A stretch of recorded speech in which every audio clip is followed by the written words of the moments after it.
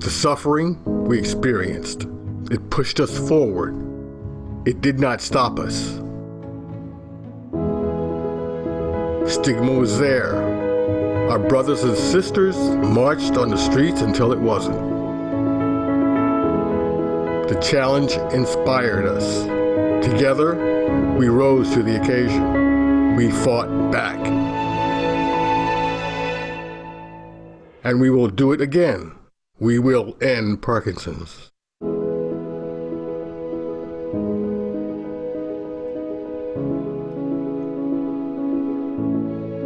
Our fight begins now.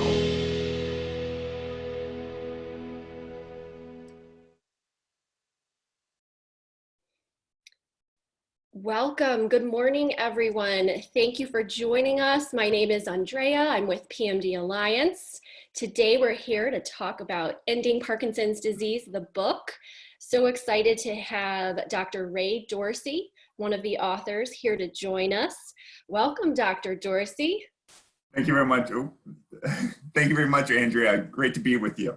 Yes. So, as we were mentioning prior to the show, you have a busy practice at the University of Rochester. Many, I know you're busy in the research world.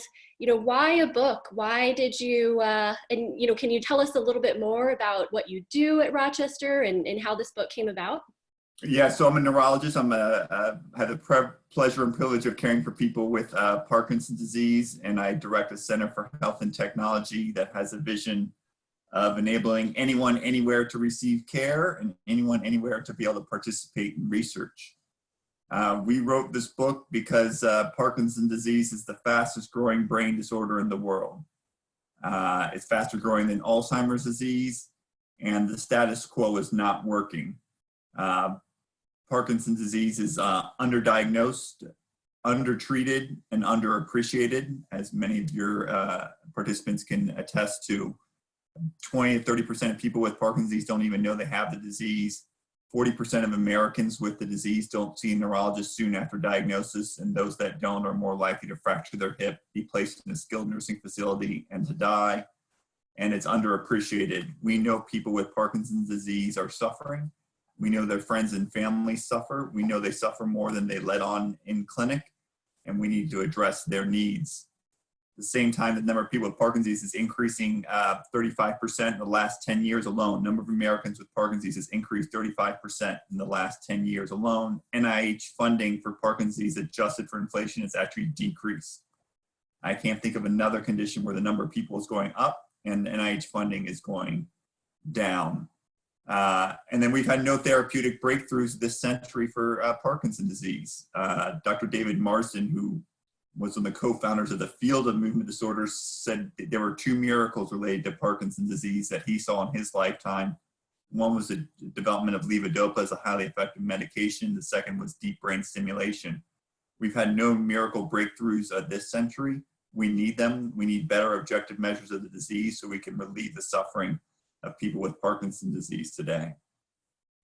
Absolutely. And I know the book came out last month, coinciding, overlapping with another public health crisis, coronavirus. What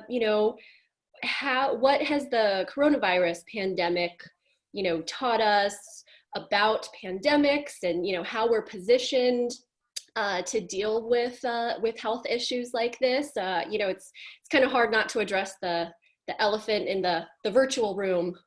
Yes, and so that video that Alistair helped put together is lays the basis for the book. So here's the book. It's Ending Parkinson's Disease. You can get it at Amazon. You can get it at Barnes & Noble. You can get it on our website, endingpd.org. All the authors are devoting all their proceeds to efforts to prevent and end Parkinson's disease. And in chapter 3 of the book, I'll show it to you right here, is vanquishing indifference, lessons that we can learn from the fights against polio, HIV, and breast cancer. And so we've addressed pandemics before. Many of the people participating actually remember polio. My father was likely affected by polio. So in the 1950s, polio was the second most feared condition in the country. Only nuclear war was more feared than polio. It shut down swimming pools, it shut down houses of worship, it shut down schools, it shut down community centers. And we had a march of dimes in which millions of Americans literally mailed in dimes to President Franklin Delano Roosevelt and raised millions of dollars to, one, care for people with polio, and two, develop a treatment vaccine to prevent polio. Today, we have no polio treatment centers. We have no campaigns, essentially no campaigns for polio in the United States because we simply got rid of it. In the 1980s, we were confronted with another virus that was unknown, uniformly and rapidly fatal, and there was no federal response at all. And a group of HIV activists, first in New York and then in San Francisco, changed the course of that disease. They adopted a model of silence equals death. And silence doesn't equal death for Parkinson's, it equals needless suffering. And they shut down the streets of New York City. They shut down the New York Stock Exchange. They occupied the FDA. They changed the behavior of the NIH. They operated their own shadow healthcare system, conducted their own clinical trials, had their own doctors caring for HIV, and have prevented hundreds, thousands, and millions of us from ever developing the disease because of their efforts. We're seeing the same thing. We're seeing an immense amount of grassroots activism happening to address the coronavirus today. Many people on this call are likely engaged in that fight. And once we get through the coronavirus, we should address neurological diseases. Neurological diseases are the leading source of disability in the world, more so than infectious diseases, more so than cancer, more so than heart disease. And the fastest growing of these neurological diseases is Parkinson's disease.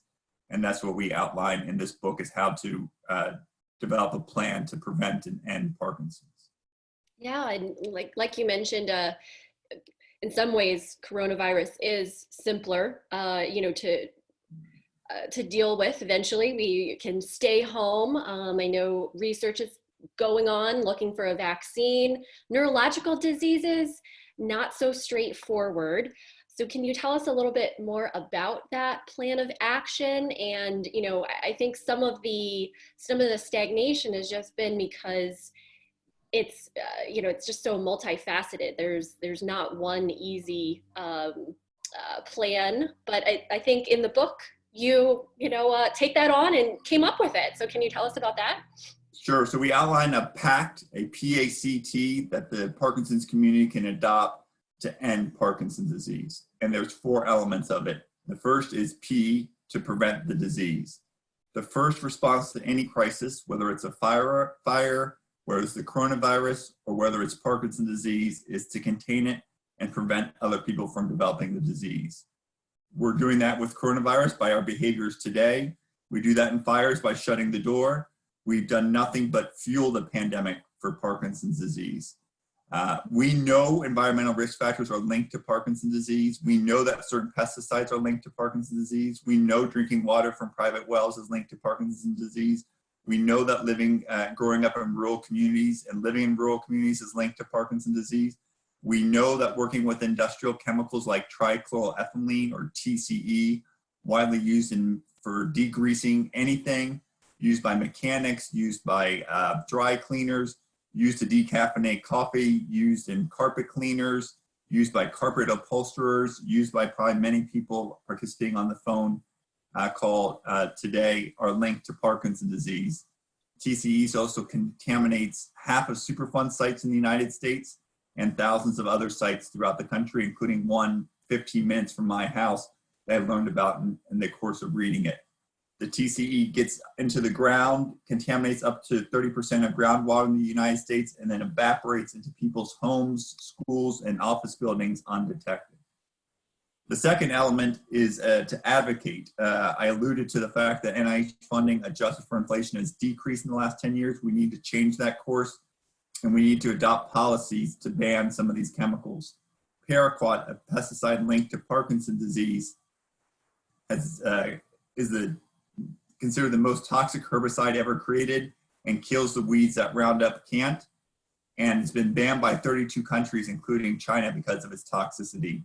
However, the US has failed to ban it despite 100,000 signatures from the Parkinson's community and likely from people on this phone asking the EPA to do so. And in fact, in the last 10 years, use of paraquat linked to Parkinson's disease doubles the risk of Parkinson's disease, has doubled in the last 10 years.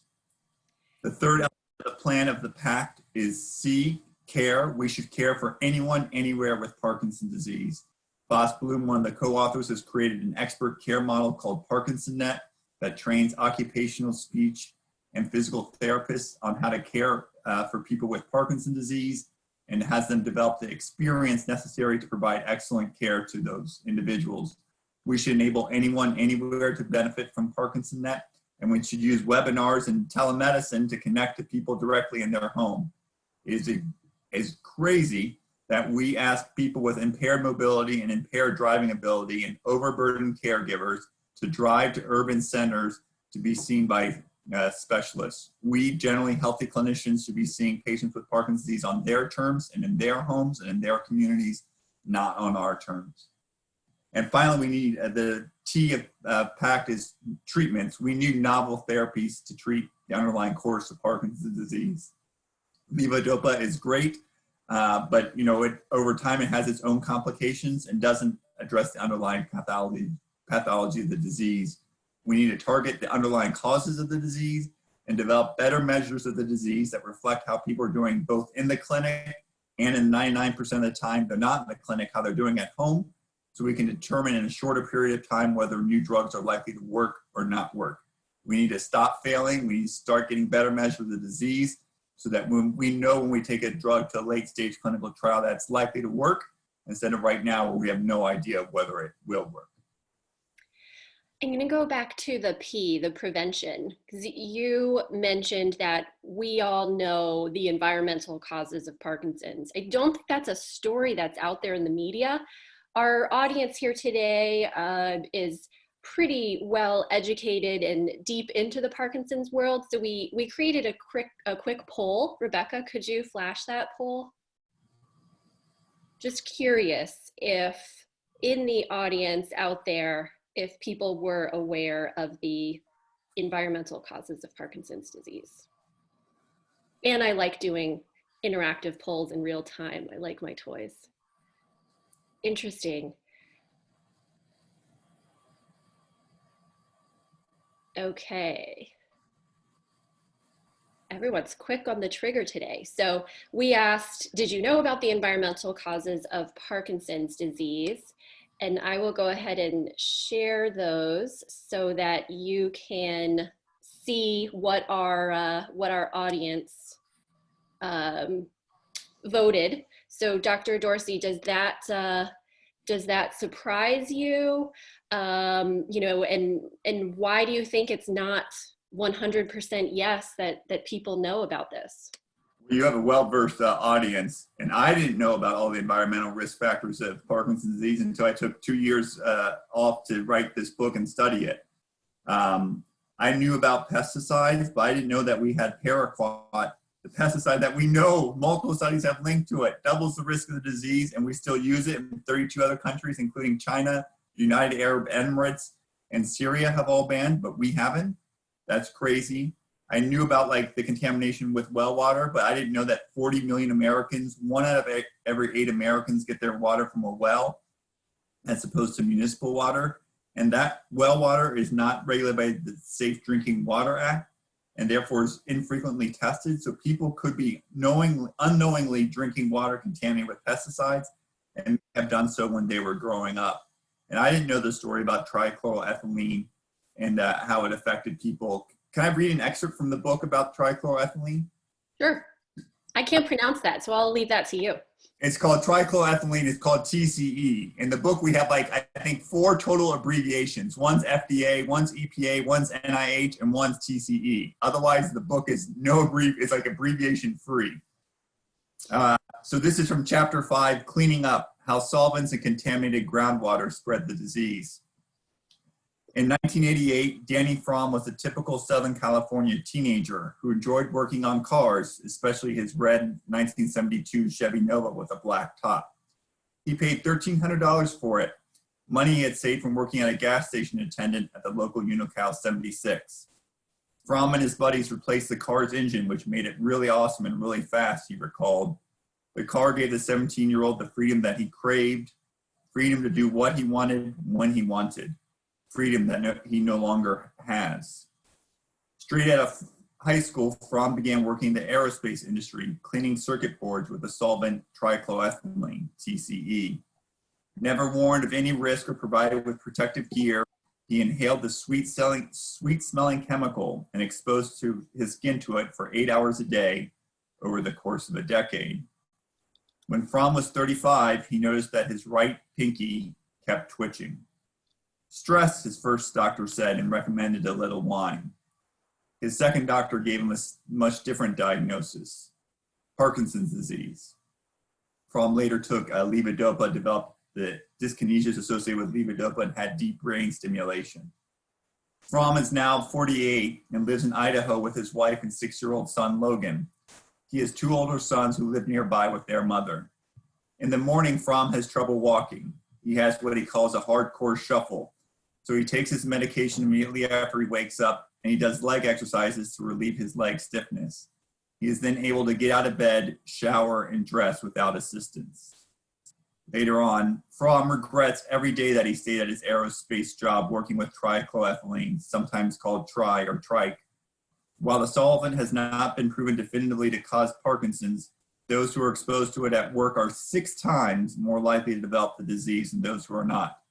If you're working with it, Fromm says, quit your damn job and get away from it.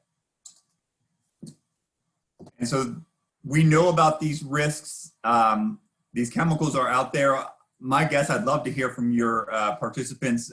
Some of them have likely worked with this chemical and contributed to their Parkinson's disease. We need to stop it. We know the research is clear about it. We need more research on it, but we know what it is. The research that is out there is pretty clear, and we can stop and prevent many people from ever developing this disease. And whether it's TCE or paraquat, it's pretty shocking and disappointing that this is known, yet it's still out there. I think that rolls right into the advocacy, and that we need to make our voices heard. It seems like there's definitely a disconnect that, in the example of TCE or paraquat, there's evidence out there, yet, what's happening? And where do you see advocacy as helping to address that? So I was alluding to, we're just way too silent as a community. Parkinson's affects our voices, and we have softer voices, but we need to make our voices heard. And that's the only way that changes it. We're seeing people are making their voices heard on coronavirus. People made their voices heard on HIV, and people made their voices on polio, and they changed the course of those diseases. And the people who made their voices heard weren't, neurologists didn't change the course of polio. It wasn't infectious disease doctors who changed the course of HIV. It was actually individuals who were most at risk or with the disease who changed the course and raised the funds to enable Salk and Sabin develop vaccines for Parkinson's disease, and Tony Fauci and his colleagues to conduct clinical trials to find new drugs for HIV in the 1980s. If we had a 1 million-person march on Washington to the EPA and said, why are we still allowing pesticides and industrial chemicals to cause us to have Parkinson's disease and cause our children and our brothers and sisters to have Parkinson's disease, we would see a change in behavior. Absolutely. I think that can be, I think some of the hope that you talked about, that we have done it with polio and HIV. I think hope is the first step, and then action, getting our voices out there. To move on to the C in the PACT, care. So we're all here virtually using Zoom, demonstrating that it's possible we can connect electronically. Coronavirus has, social distancing has, forced many of us to get a lot more comfortable, a lot faster with technology. So could you talk about the C, the care, and kind of start by talking about telemedicine and the role of using technology? Yeah, so we were fortunate to be involved in telemedicine now since 2007. I'm seeing a patient with Parkinson's disease later this afternoon over Zoom. We started because a nursing home in New Hartford, New York, population 20,000, said they had 50 residents with Parkinson's disease and no one to care for them. And would we be willing to see them remotely 200 miles away?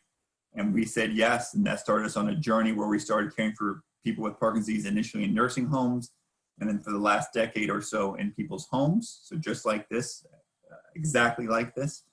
And for the last 7 years, I haven't seen patients in clinic. I see almost all my patients remotely via Zoom. And we and others have demonstrated that this is feasible to do. There have been randomized controlled trials that have demonstrated that this is feasible, that it generates comparable outcomes and saves patients and their caregivers 3 hours of time and 100 miles of travel per visit. And at the end of the study, people expressed preference in general for telemedicine over their traditional visits. Some people even said they had a more personal connection with their virtual doctor than they did with their in-person doctor. Medicare, in the setting of this pandemic, has allowed for reimbursement for telemedicine into the home for people with Parkinson's disease, and enabled anyone with any Medicare beneficiary with Parkinson's disease to receive care from any neurologist throughout the country. We need to make sure these temporary measures put in place are lasting and persist after the COVID pandemic passes, so that people with Parkinson's disease can continue to receive the care that they need in their homes from specialists, regardless of who they are or where they live. It's really common sense what you said, that we're asking people to, who are dealing with an illness, who are older, like they're the ones that have to drive 200 miles. I mean, when you put it like that, it's, yeah, we're backwards. So do you see all the patients that you see via telemed? Do you see them in the office first and then switch to telemed? I don't. Some of my colleagues do. So my colleague Hubert Fernandez at Cleveland Clinic, he sees his patients in clinic first in Cleveland, and then he offers them the opportunity to be seen remotely or come back, and many choose remotely. My colleagues and I have seen hundreds, if not thousands, of patients for new evaluations in their homes without them ever having to come into clinic. If we're uncertain about something or something doesn't make sense or there's some very atypical feature of it, sometimes we recommend that they come in and be seen, but that's in a small minority of patients, maybe 5%, certainly less than 10%. But by and large, we see people in their homes. Dr. Parkinson, it's worth noting, who described the condition in 1817, described people walking in the park. He himself described 6 individuals, 3 of whom he never physically examined. So the basis of the disease, Parkinson's disease, is based largely on observation. And when it comes to telemed visits, so I think many of our viewers out there, as Medicare is starting to pay for it, as it's, it's sometimes the only option in the near future. What have you learned? What can you tell our viewers who maybe their next neurologist appointment will be virtually? How can they prepare? Is there anything different than an in-person visit? How can they get the most out of that precious appointment time? Well, Alice was working on a video for patients to how to prepare for a telemedicine visit, but it's not very dissimilar to this. You want to be in a room that's well lit, that lights is shining on you. You want to have a room where you can walk around so the physician can see you, stand up and see how well you're walking and the like. You also want to have the same questions that you have in clinic. It puts a premium on the doctor hopefully listening to you and observing because the exam's not as good as the exam is done in person, but we can still assess for tremor. We can still assess for slowness in movement. We can still have you do a lot of the things that you're asked to do in clinic. And then, what else was I going to say? It's remarkably very similar to what you would do in clinic. You should have your questions and the like in front of you. People show me their pill bottles and all the same things that they would do in a clinic. I'll say that from my standpoint, I get to know people a lot better because I don't see them in an artificial environment. I see them in their environment. So I get a sense of what their life is like, what their social support or sometimes lack of social support looks like. I get a better sense of their living circumstances and what's really important to them. I see one of our patients, I just saw yesterday or the day before, their whole house is decked like a 1950s diner. And, you know, they have like those red vinyl booths and that little table, and they have a little jukebox machine, and they got Betty Boop in the background. You know, I get insights into people's lives and what's important to them that I would never get to see in a clinic. Interesting. We always hear about the drawbacks of telemedicine. So I love that. And it's true, you have to be a better listener when it's on a computer. You really have to tune in to be able to pick up and listen to what people are saying. What about when people go into the clinic, they can bring a spouse or a family member. And I think we always recommend that so that there's, you know, two brains to listen and ask questions and write things down. Do you recommend the same when it's a virtual visit? Yeah, and sometimes that person's in a different location. So yesterday I told you about the family with the 1950s diner, and they live in Saratoga, New York. Their daughter lives in Rochester. So we had a three-way call between them living in Saratoga, the daughter living in Rochester, New York, and I was in my house. So we've done it. We're seeing patients in Florida. The daughter lives in Florida, and we had her chime in. So there's lots of things you can start thinking that you can do virtually that you can't even do in person. Oh, that's amazing. And, you know, a lot of our programs have to do with the fact that Parkinson's or movement disorders, you know, really are a whole family affair. And whether it's your spouse or your parents, you know, you're in the fight too. So I love that allows, you know, all the parties involved to be, you know, right in there in that appointment. Very good. Let's see. I'll mention too, I've been seeing the chat light up with people commenting in. So I want to talk about tea and treatment, but I'll start to queue up our audience that one of the benefits of Zoom is that we can see you, we can hear you. So we talked to Dr. Dorsey and he's comfortable taking live questions from the audience, and our tech team, we've been doing this for a few years, so we will be able to unmute you and let you ask your question via video. So get those pencils out, and we'll start to queue up some of the questions. So you can either wave your hand, raise your hand, and then we'll go in order and unmute people and ask questions. But before that, let's talk treatment, let's talk research. What's the final portion of the pact? Yeah, the final portion is treatment. But before that, I love to hear your stories, so I look forward to them. If you have a story about TCE or you have a story about pesticides, I want to hear about them because that's how I learned. And the more I started writing and investigating, the more stories I heard, the more convinced I became about the environmental contributions to disease. And second, if you disagree with anything I say, I want to hear about that too, because you have the disease. I've never had my hands shake. I've never had my balance impaired, and I've never had my voice softened by Parkinson's disease. And we address this head on. You know, none of the authors have Parkinson's disease, so we've never spent a day with it. You have vastly more insights into disease than we do, and we want to learn from them. So the last part is T. The pact is T, which is treatment. We need better treatments for Parkinson's disease, pure and simple. We've had no major therapeutic breakthroughs this century. So in the last 20 years, there have been no major therapeutic breakthroughs. We only have 3 new classes of medications: pimavanserin to treat hallucinations, droxidopa to treat orthostatic hypertension, drop in blood pressure when you stand up, lightheadedness, and a drug, istradefylline, to treat some of the motor fluctuations associated with the disease. They only apply to a small subset of participants. All we keep hearing about are failures in Parkinson's disease. We need to change the course. I think one of the prerequisites to getting better treatments is getting a better measure of the disease. Just like coronavirus, we kind of are a little bit lost because we don't have widespread testing available for coronavirus, so we don't know if the number of people infected is going up or down, or how's it changing by different communities, because we don't have widespread testing available, or measurements of when people become immune, which would be necessary to end this physical isolation. When we get better objective measures of the disease, we highlight how smartphones can give you objective measures of the disease.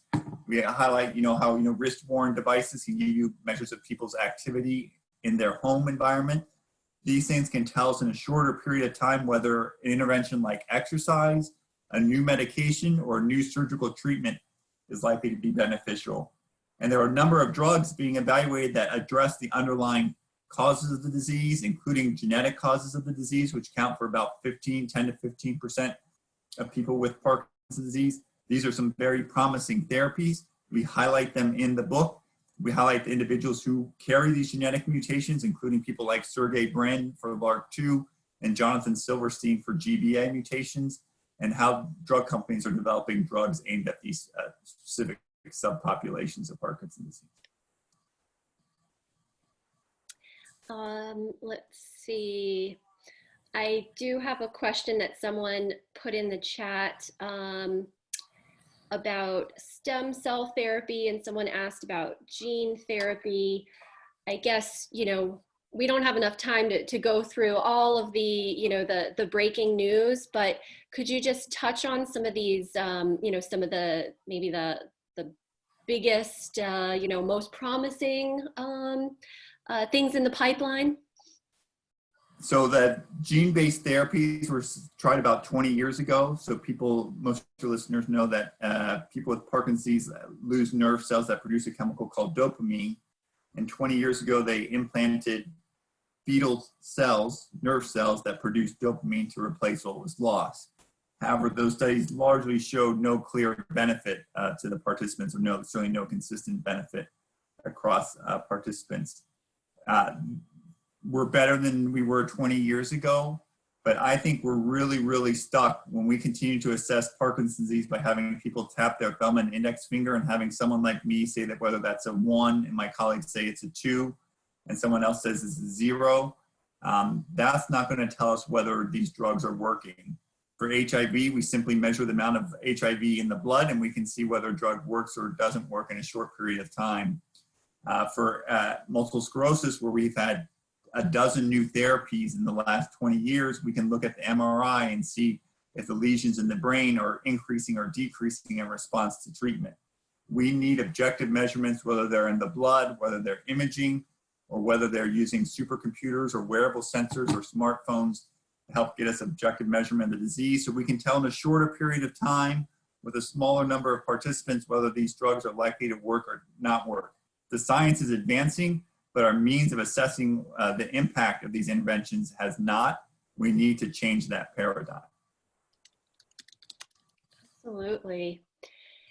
And I think that I've had some people sending me chats and things about questions. And right now, if you would like to ask a question, wave, and then I will unmute you. So go ahead, Barbara. Thank you. My husband, obviously, he has Parkinson's, and he has a very arthritic, both his hips are bad, but the left is really bad. And since we were told that since he has Parkinson's, he can't go under general anesthesia to get a hip replacement. And we had to stop having the PT because that was, I guess, injuring it more as far as that goes. So is there anything that he can do other than obviously from the waist up, like exercising his upper body, or is there anything that doctor, that he can, as far as hip replacement, or is there any other way of doing it other than general anesthesia? And his cognition is not great. So it's hard to comment on an individual case, but I would just say people with Parkinson's can have general anesthesia and it's done all the time. Now, your husband may be older, may have other comorbidities, heart or lung disease that might put him at higher risk, and getting a hip replaced is not the easiest procedure in the world to be done. Boss Bloom has trained a whole generation of physical therapists on how to care for people with Parkinson's disease. And so getting an experienced physical therapist who's done a lot of work with Parkinson's disease and probably worked with people who've had hip fractures would be additional thought. My guess is there are some range of motion exercises, even if surgical treatment's not an option, that could help. And as you alluded to, you know, upper arms and legs and keeping the top half of the body active is important. Hard to say, though, on a specific case without knowing the whole history. Yeah, and Dr. Dorsey, you know, from where we stand as an advocacy organization, we hear a lot of these stories, my doctor said, and it seems from our point that people hear a lot of conflicting information, you know, amongst, you know, primary care physicians. What do you think the, you know, Parkinson's IQ of the medical community is? And I know I'm not asking you to, you know, to throw your colleagues and the, you know, physicians under the bus. And of course, many of this, a lot of it necessarily, you know, isn't necessarily their fault. But what do you think, you know, the general medical community, where do they stand in their Parkinson's knowledge? You know, just like I don't know, you know, I wouldn't be very good at caring for someone with multiple sclerosis. I think general practitioners, you know, maybe got 1 or 2 lectures on Parkinson's disease, maybe saw a couple people with Parkinson's disease during medical school or residency, but had limited experience with it. And there's a clear relationship in the medical literature that the larger volume of patients someone cares for, the better the outcomes are with that. So it's been studied extensively, for example, in heart surgery, that, you know, surgeons who do a lot of heart surgeries, coronary artery bypass grafts, they have fewer complications than those who do fewer of them. Just like if you're having someone put a stent in your heart, you want someone who's done that a lot. Really, really important for deep brain stimulation. You want a surgeon or a team who does a lot of DBS cases to be doing yours as well. I think the same thing holds in Parkinson's disease. You want to go to clinicians, and by the way, some primary care physicians are outstanding at caring for Parkinson's disease, and some geriatricians are probably better than we are at caring for Parkinson's disease. So many are really good, but you just like for any condition, you want to go to someone that's experienced with what you have. And now that you have telemedicine, and if you continue to insist, because you paid into Medicare for the last 50 years, that you want to be able to access experts like an orthopedic surgeon to evaluate your hip in your home, that would be something you should insist happens after this pandemic passes. Absolutely. And if there's only a small number of movement disorder specialists or Parkinson's experts, telemed does open that up, that it doesn't have to be, if you're just so happen to be lucky enough to live within driving distance, but people are able to get that, you know, that specialist care. So and we put in the book, there are some, I don't know if you can see that. You probably can. You can see there's some black pages in the book that highlights our prescription for action and 25 recommendations of what you can do to help prevent, advocate, care, and treat for Parkinson's disease. And they're very, very, very directive. And, you know, for telemedicine, we tell you who to contact at CMS. We give you her email address, seema.verma@cms.hhs.gov. And if you're a Twitter, if you're a PMDA and you have a Twitter account, we give you her information to send her a tweet. So there are lots of things in the book that we highlight that people can take action on right now, even when we're stuck at home, to make changes to help people with the disease today, and importantly, help people from never developing the disease tomorrow. Absolutely. And reading, what better, can't think of a better quarantine activity, right? I'm going to unmute Jim Rotter. Hi, Jim. You put a comment in the chat. Could you share that with us? Yes, I grew up on a farm in the country in northern Michigan.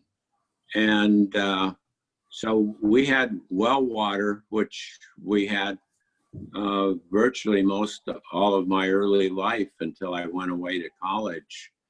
And in addition, my father was a potato farmer, and we had this big tank sprayer that we used to spray the potatoes with DDT.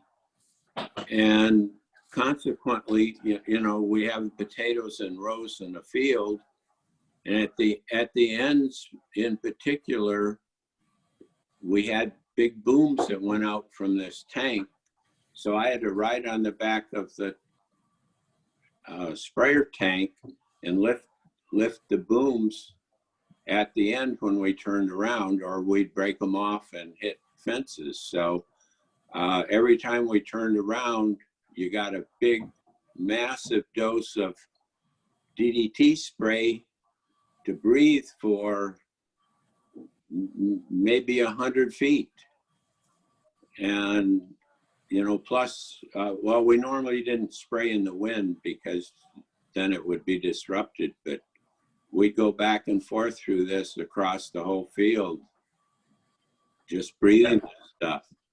So, both Mr. my Roger, dad, pardon? go ahead. Both my dad and I have Parkinson's. My dad, of course, is dead now, but so. Is that similar to some of the stories that you hear, Dr. Dorsey? So I'll read you the first paragraph of chapter 4. Over the past 40 years, 5 members of Terry McGrath's extended family, including her beloved grandfather, developed Parkinson's disease. In 2005, McGrath, then a 49-year-old special education teacher, noticed that when she walked, her left arm was not swinging and her left foot was dragging. 3 years later, she became the 6th member of her family and the first woman to receive the same diagnosis. In the 1920s, McGrath's grandfather, Alex Adent, and 9 of his brothers and sisters emigrated from Lithuania to the United States. Most of the sisters became seamstresses, and most of the brothers, including McGrath's grandfather, became farmers in southwestern Michigan. Ever since then, McGrath's family life has centered on a farm in St. Joseph, a small town on the eastern shore of Lake Michigan. Her 86-year-old mother spent her entire life within 2 miles of that farm. Child, McGrath was always playing outside with her grandparents. The family regularly used pesticides on its farm, including DDT, until it was banned in the United States in 1972. When the older family members sprayed the chemicals, McGrath stayed inside because her grandmother did not want her to breathe them in. But McGrath would often slip outside soon after when the pesticides still lingered in the air. She and her siblings and cousins would all pick apples, currants, and grapes that were covered with a white film. Only after her diagnosis did McGrath learn of how dangerous some of these pesticides were, and some were linked to Parkinson's. It's almost the same story that Mr. Rotter just shared with us. Importantly, not everyone with exposed to pesticides develops Parkinson's disease, just like not everyone who smokes develops lung cancer. Only about 10% of people who smoke develop lung cancer. And there are other genetic factors that play a role and other environmental factors that likely play a role into who develops it and who doesn't develop it. But it's clear from listening to Mr. Rotter's story, from listening to Ms. McGrath's story, and reviewing hundreds of studies on pesticides and Parkinson's disease, that we can do more to prevent the disease from ever developing and help people who are affected with the disease today. Absolutely. Mr. Rotter, I think, was saying something. I think you're still on mute, Mr. Rotter. Thank you for sharing your story. Hold on. Go ahead. Okay, can I talk again? Yes. I have 2 things yet. One comment related to the incident with the spraying is that I had 1 brother and 2 sisters, and none of them ever had Parkinson's. Second question I have relates to the book you're talking about. Is that going to be available in the Braille library? Braille, wow. I will ask about Braille. I'll write that down and I'll pass that on today to the publisher. They make the decisions about translations and the like, but that, I think, it's an outstanding suggestion.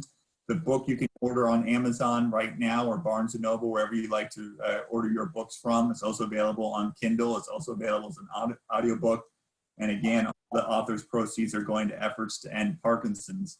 And Mr. Rotter alluded to, not everyone who works on a farm and develops Parkinson's disease, just like not everyone who smokes develops lung cancer. But it substantially increases your risk for farmers, from 50 to 20% increased risk of developing disease. There clearly have to be other factors associated with the disease: aging, genetic factors, other environmental factors that are also linked to the disease. And importantly, we know that many of these genetic factors linked to the disease, including the most common ones, have interactions with pesticides that are important for likely causing the disease. I see Randy's iPad. Hi, Randy. You have a beautiful background picture. Were you waving because you wanted to ask a question, Randy? No, not really. I just moved my hand. Okay. Well, we got to see your beautiful picture. So I have another question about telemedicine.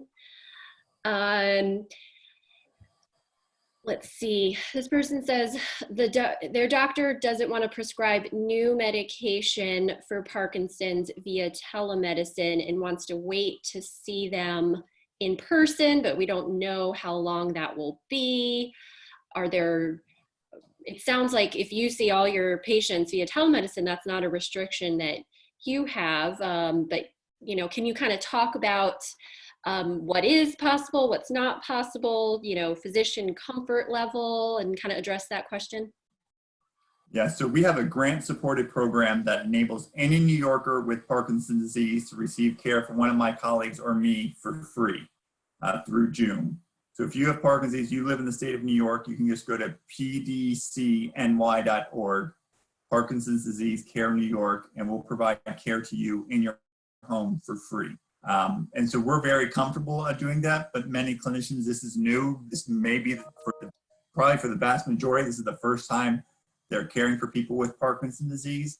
And doctors rightly are conservative. Our motto is do no harm. And the last thing we want to do is do something we're not comfortable with doing or assessing. I think as more people become increasingly comfortable doing this, that more and more doctors will become comfortable adjusting medications this way. I do it all the time. Every time I see, or many times when I see a patient, I make adjustments and I gauge their response to it.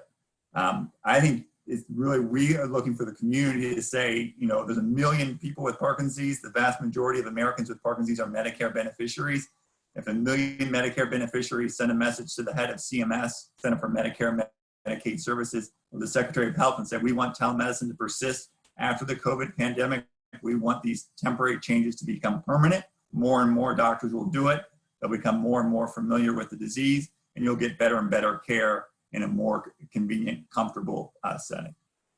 Absolutely. You add in spouses, children, grandchildren, that 1 million could be multi-million voices speaking to Congress.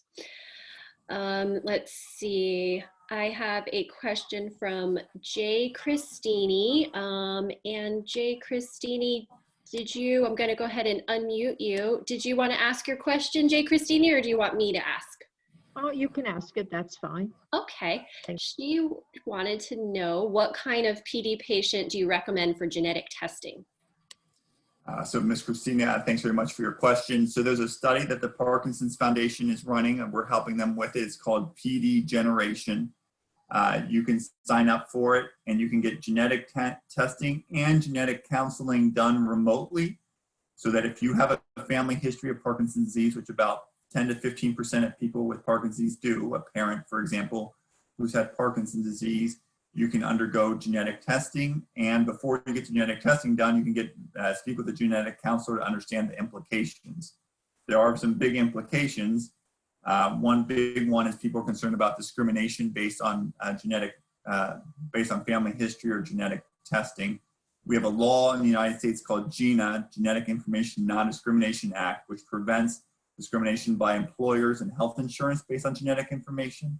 But the law has gaps. It doesn't cover long-term care insurance. It doesn't cover life insurance.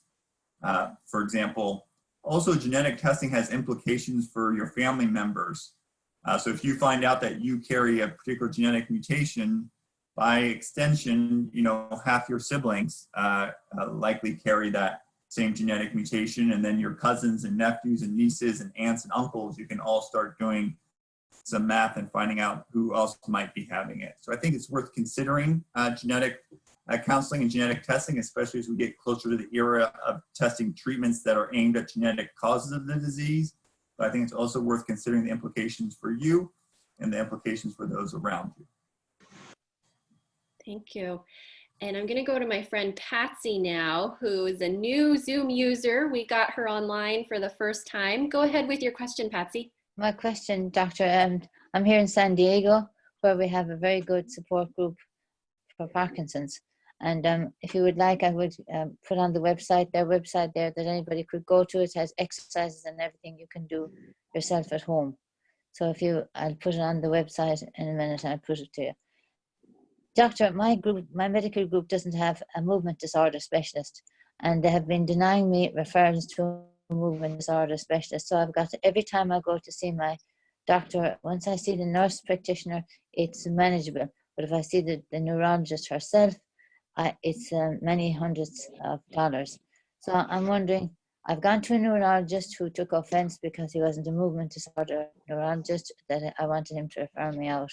So what really do I do about my situation? The second, I've had Parkinson's for 11 years. I'm very active, and thank God I'm pretty good, except for the tremor down the left side. And how do I know neurologically what's going on up here?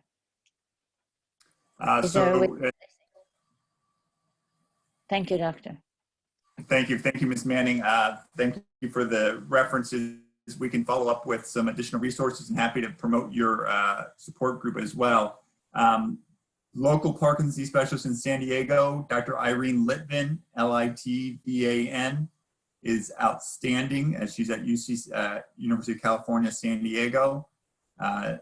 She's world class for Parkinson's disease. That's who I would go see. And if you need additional suggestions, just let us know and we'll provide you additional suggestions. And we know that Parkinson's disease does way more than just causing a tremor and slowness in movement. That affects people's depression, their anxiety, their mood, their clarity of thinking, their ability to change thought process from task 1 to task 2, to follow conversations in a very stimulating environment. There are things that you can do in terms of controlling your environment to address this. Sometimes medications are needed for depression and anxiety, which are found in 40% of individuals with the disease, and sometimes it's more disabling than the tremor itself. And there are also exercises and meditation. There have been a recent study showing that meditation can be quite helpful for people with Parkinson's disease. So before you necessarily need to pop a pill, you can try out other approaches, whether it's exercise or meditation, to help address some of these symptoms as well. But I think, getting to a specialist, Dr. Irene Litvan, is one outstanding one in San Diego, and we're happy to suggest others. Oh, let me unmute you. Sorry, we couldn't hear you before, but go ahead, Patsy. Thank you very much. Okay. Thank you. Thank you. You're very welcome. And we have a question from my friend Dave in Orange County. Hi, Dave. He wanted to know if your book addresses young onset Parkinson's and the unique issues associated with it. We do. First of all, I went to high school in Orange County, a proud graduate of Corona High School. So nice to meet you, Mr. Dave Olowski. I think I got your name correct. So we discussed many people with young onset Parkinson's disease. I gave you 2 stories. Both of those individuals, Terry McGrath and Danny Fromm, those are their real names, those are the real individuals, had young onset of Parkinson's disease, one in their 30s and one in their 40s. We highlight their stories and their experiences so you can learn about the disease from their standpoint. And we think there are obviously genetic factors tend to play a bigger role in people with younger onset Parkinson's disease. So different genetic mutations like in LRRK2 or another gene called GBA more likely play a role there. And we talk about treatments that are aimed at these individuals. There's over 800 references in the book to the scientific literature. Not surprising because you got it from 3 Parkinson's disease specialists and Todd Scheer, the CEO of the Michael J. Fox Foundation. But we try to tell all of the science we embed in the stories of individuals who actually experience it. So hopefully you can tell the book is written for people like you and a lay audience and free of jargon so you can better understand Parkinson's disease. Very good. And go ahead, Dave. No, I just want to say thank you. Okay, thanks. Have another question from Sharon, also in California. Do you want to ask your question, Sharon? Sure. Do you talk about at all about gender differences between men and women in treatment and in symptoms of Parkinson's? We get into some of that. The biggest difference in Parkinson's disease is that men are more likely to be affected than women. So 60% of people with Parkinson's disease are men, and we think that's tied to these environmental risk factors. So for example, 75% of farmers in the United States are men. 97% of pesticide workers in the United States are men. Men are more likely to be, more mechanics are men than women. But we also highlight the roles of caregivers in Parkinson's disease. And we actually highlight the story of a woman who had Parkinson's disease. Her caregiver is actually a pathologist, a physician, and he was so distraught and so disturbed and so broken down by his experience caring for his wife that he nearly committed suicide. And he bravely shares his story in the book. We think that most of the differences in the, I think most of the differences are in Parkinson's disease are likely due to environmental factors as opposed to biological ones. But there's clearly biological differences between men and women, and those play a role in treatment responses for some individuals. There's been a recent paper, and we can send this out, about the influence of sex differences in people with Parkinson's disease, and we're happy to share that with your community. Great, thank you. Next, I'm going to go to John, tuning in from his iPad. He had a question that had to do with some of the new medications that are coming out of clinical trials. Go ahead, John. Yeah, actually, my question was more to the effect of Parkinson's drugs on cognitive issues. I've been taking most of the generic or plain Parkinson's drugs for the last 8 years, and I'm doing fine. But I have a friend who has a history of dementia in her family, and she is very concerned about the effect that Parkinson's drugs may have on her cognitive ability. And I was wondering if there was anything in general you could say about that. Yeah, cognitive issues in Parkinson's disease are extremely common. After 8 years of the disease, 80% of people have cognitive impairment. So it's almost universal at some point that people live long enough with Parkinson's disease that they'll have cognitive impairment. There is an FDA-approved drug for treating cognition in Parkinson's disease. It's called rivastigmine. Another drug called donepezil or Aricept has also been shown to be a benefit in Parkinson's disease. These offer modest benefits, just like they offer modest benefits in Alzheimer's disease. They are not a breakthrough, but they offer modest benefits. John's bigger point is sometimes we cause more harm than benefit. So I told you the first motto of doctors should be do no harm. And some of our medications, even those for Parkinson's disease, can influence thinking. So levodopa, if given in high enough doses, can cause hallucinations and confusion. If you gave enough to me, I could hallucinate. And that becomes more problematic, especially as people get later into the disease course in their 80s and 10 years of Parkinson's disease. Hallucinations are more common. Other medications like dopamine agonists, these synthetic dopamines, fake dopamines, if you will, are much more likely to cause hallucinations.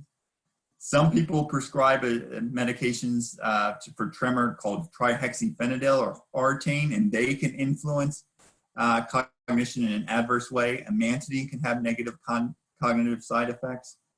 And then more broadly, a lot of the medicines prescribed for other indications, including some for overactive bladder or other indications, can worsen cognition in people with Parkinson's disease. So in general, you probably want to go to a doctor or a clinician who likes to minimize the amount of medications that you're taking so you can minimize the adverse effects. There have been some recent studies just looking at dementia in general and showing that dementia is much more common in people taking many, many different classes of drugs, many of which have adverse effects on thinking, and these can all pile up and worsen the problem for people with Parkinson's disease. Very good. Well, we're coming to the end of the hour, so I want to leave everyone with some action items.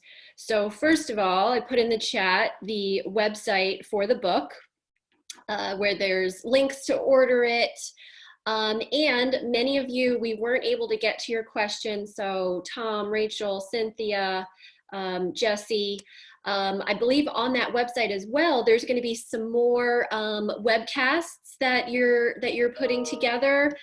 So maybe that's a chance to learn more about the book and get some more of your questions answered. And, you know, can you bring us on home, Dr. Dorsey? You know, what should people do after listening to this program? What should we all go out and do? Well, first we should unmute you. And I think you might have muted yourself. Yes, yes, I did. Perfect. Okay. I'm at home and you could hear my teenage boys bouncing up and down the stairs if you wanted to, but I thought I'd spare you the extra noise. We have 4 boys, so it's quite loud at times. So one, we're happy to answer any questions that you have, full stop. You just email us the list. We'll do our best to address them. Again, we're best at addressing more general questions than, you know, one specific to a given individual, because it's hard to provide medical advice to that. But if you give us a list of questions, we'll do our best to address it.